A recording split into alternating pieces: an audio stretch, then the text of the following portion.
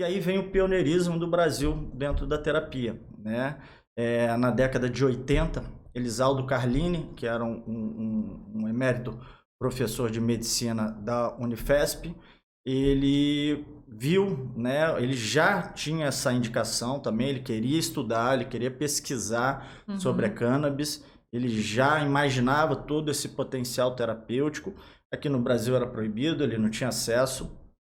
Diversas vezes ele solicitou sem sucesso. E acabou que o professor Rafael encontrou com ele num congresso médico internacional desse. Eles alinharam os pensamentos, viram que convergiam dentro de uma orientação em relação à terapia com os canabinoides.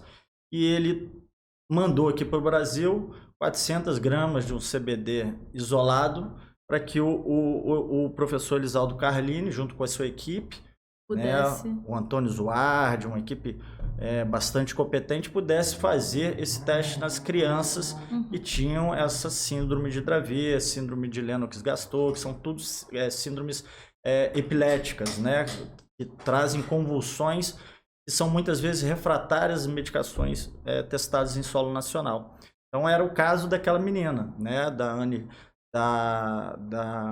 Charlotte Figi, né, que ela tinha a síndrome de Dravet. E com uma medicação normal, entre aspas, normal, né, gente, né? Mas uma medicação, como é usada, não estava adiantando. Não estava adiantando. Assim como em outros pacientes. Exatamente.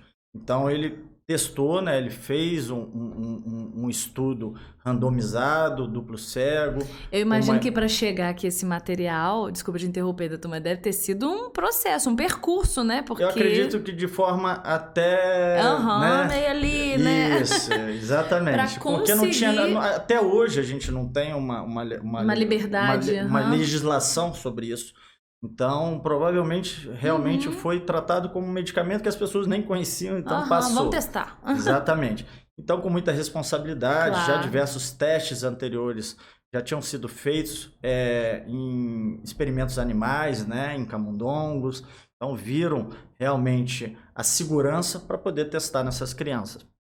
E ele fez num grupo seleto de crianças, né, 8 crianças, e tinha um grupo controle de 7 crianças. E acabou que 80% dessas crianças tiveram uma melhora significativa das crises, né? Uma só não respondeu ao tratamento e as 6 tiveram, né, despencou o número dessas crises. Então ali foi o grande boom da cannabis medicinal com a questão do CBD.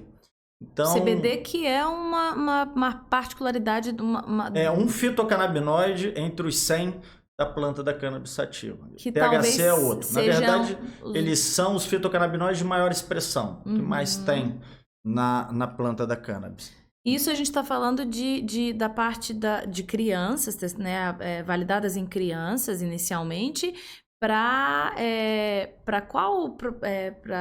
Síndromes epiléticas refratárias à medicação que existia no momento. Então, aí tem diversas síndromes epiléticas, né? Dravet, síndrome de Lennox-Gastaut, tem uma síndrome rara, CDL-K5, e era a doença da Anne Fischer, que era criancinha aqui do Brasil, que a mãe estava brigando para poder importar esse CBD. Conseguiu na época? Conseguiu?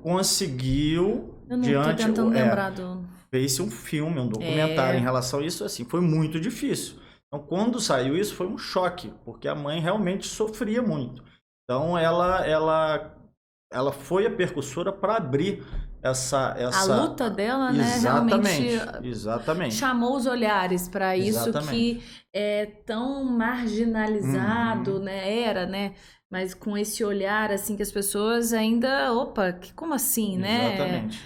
E a gente ainda tem, né, um deserto ali de 80, quando Elisaldo Carlini, né, conseguiu fazer essa pesquisa, que foi, né, notadamente...